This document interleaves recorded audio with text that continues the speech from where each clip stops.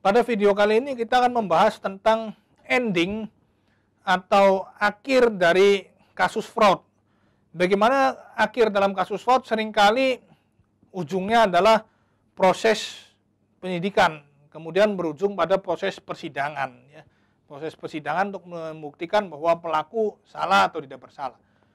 Adapun dalam fraud case litigation kita membagi menjadi dua macam kasus, yaitu yang pertama ada kasus sivil dan kasus kriminal.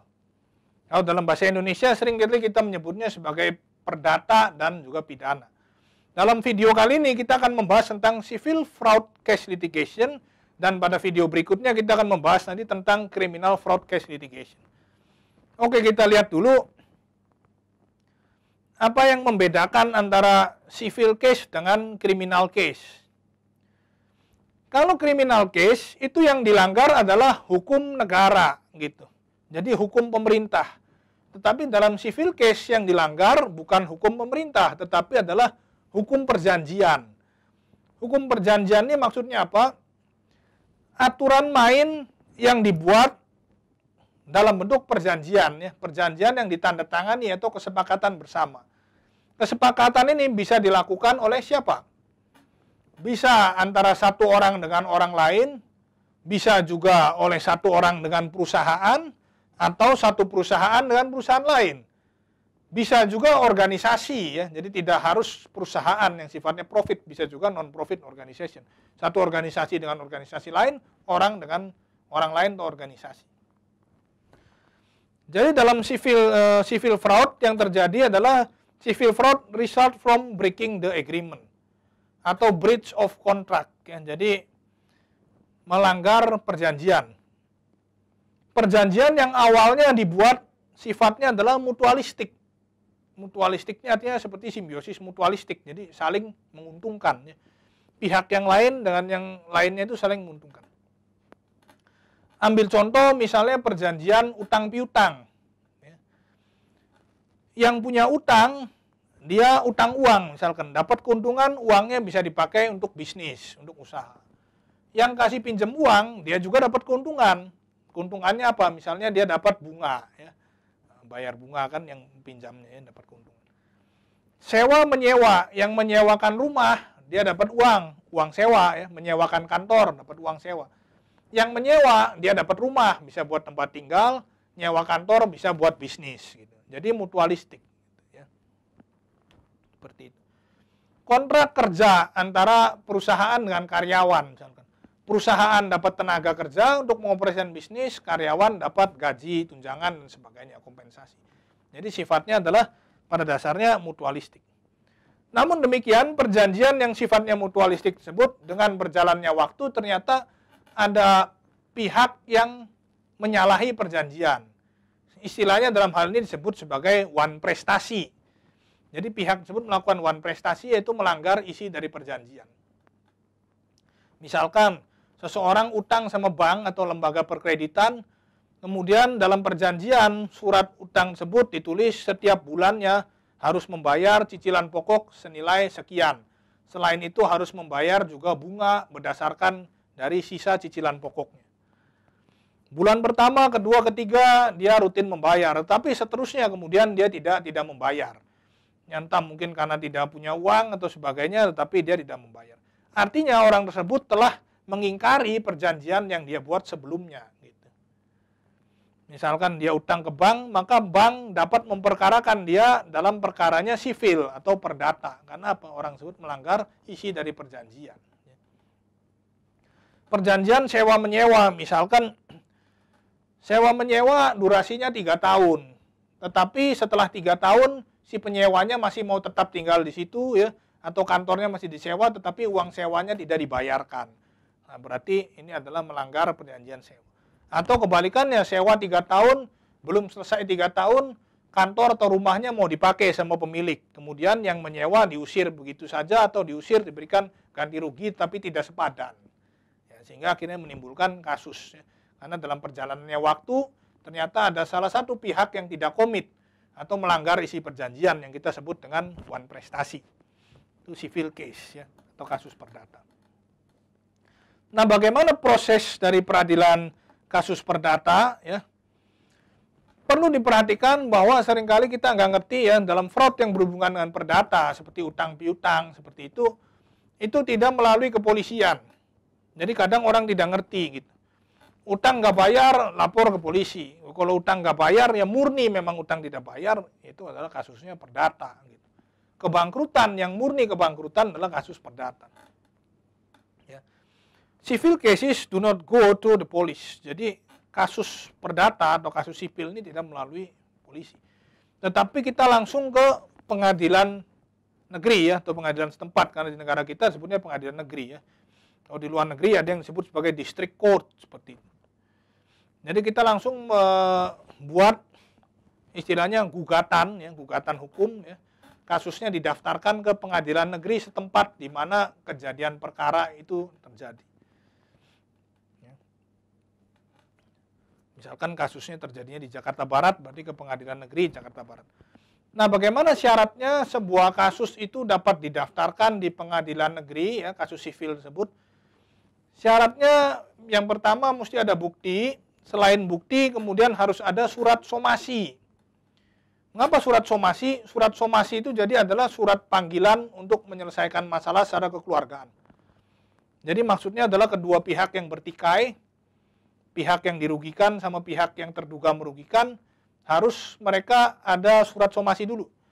Jadi pihak yang dirugikan memanggil pihak yang merugikan untuk menyelesaikan permasalahan secara kekeluargaan di luar ranah hukum, ya, di luar pengadilan.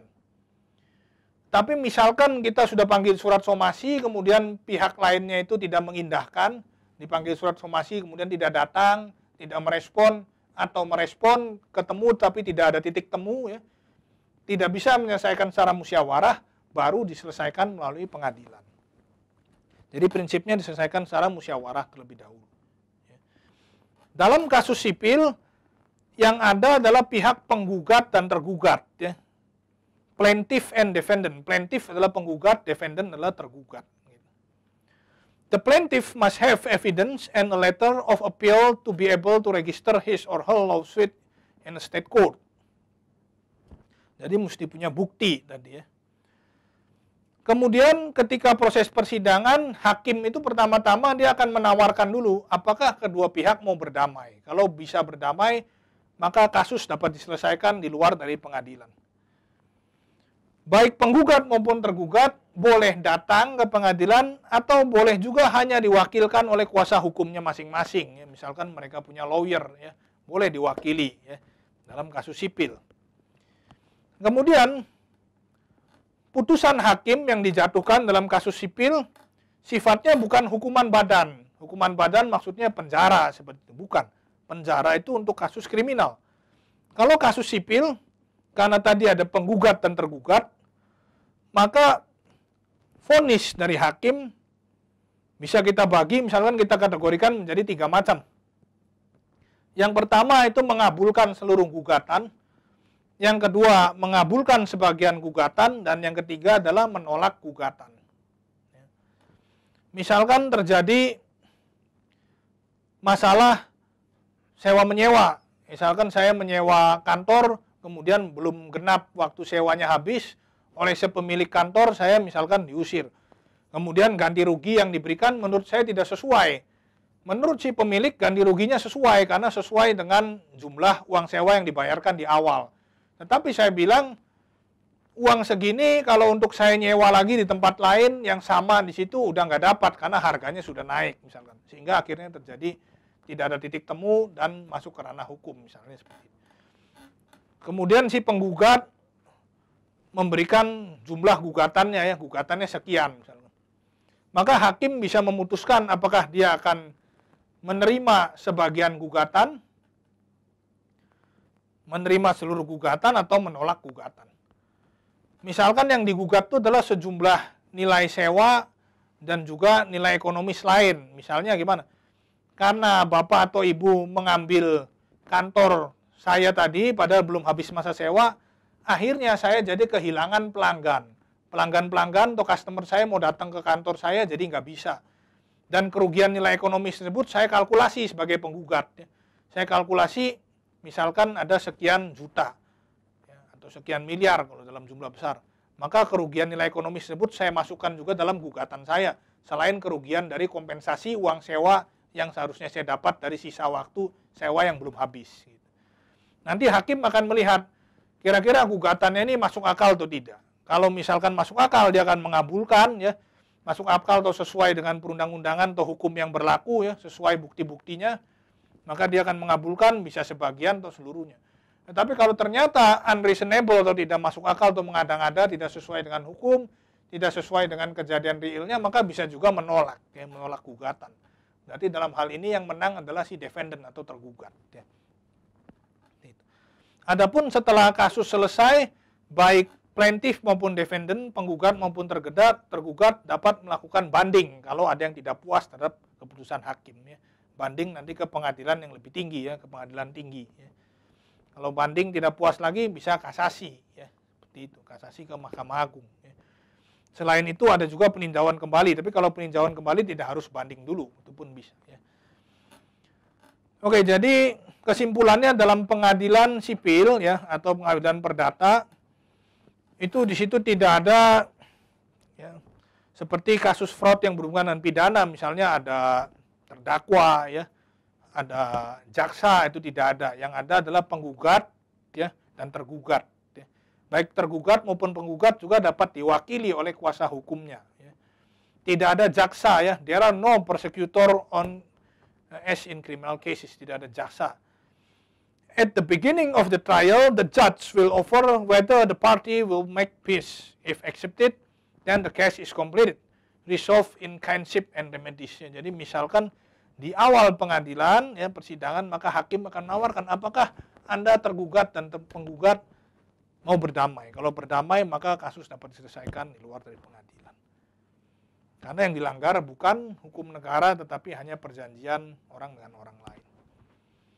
Oke, itu mengenai video kali ini tentang proses pengadilan atau ending dari kasus fraud yang berhubungan dengan civil case. Terima kasih dan semoga bermanfaat.